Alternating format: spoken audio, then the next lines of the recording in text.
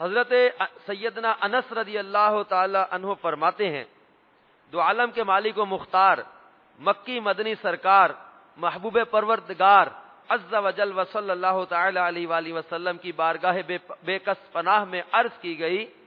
کہ رمضان کے بعد کون سا روزہ افضل ہے؟ ارشاد فرمایا تعظیم رمضان کے لیے شعبان کا۔ پھر عرض کی گئی کون سا صدقہ افضل ہے؟ فرمایا رمضان کے ماہ میں صدقہ کرنا۔ ام المومنین حضرت سیدتنا عائشہ صدیقہ رضی اللہ تعالی عنہا سے روایت ہے، تاجدار رسالت سراپا رحمت محبوب رب العزت عز و جل و صلی اللہ تعالی علیہ وآلہ وسلم نے فرمایا اللہ عز و جل شعبان کی 15ویں شب میں تجلی فرماتا ہے،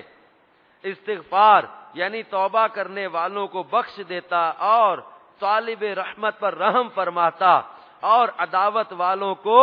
جس حال پر ہیں اسی پر چھوڑ دیتا ہے۔ حضرت سیدنا معاذ بن جبل رضی اللہ تعالیٰ عنہ سے روایت ہے، سلطان مدینہ منورہ شہنشاہ مکہ مکرمہ صلی اللہ تعالی علیہ وآلہ وسلم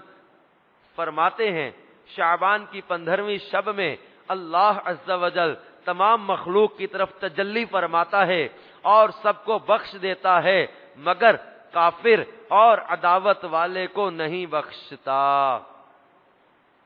میٹھے میٹھے اسلامی بھائیوں، جن دو مسلمانوں میں کوئی دنیاوی عداوت ہو تو انہیں چاہیے کہ شب برات آنے سے پہلے پہلے معافی تلافی کر لیں تاکہ مغفرت الہی عز و جل انہیں بھی شامل ہو۔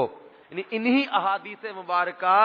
کی بنا پر بحمدہ تعالی مدینہ المرشد بریلی شریف میں میرے آقا اعلی حضرت رحمت اللہ تعالی علیہ نے یہ طریقہ مقرر فرمایا تھا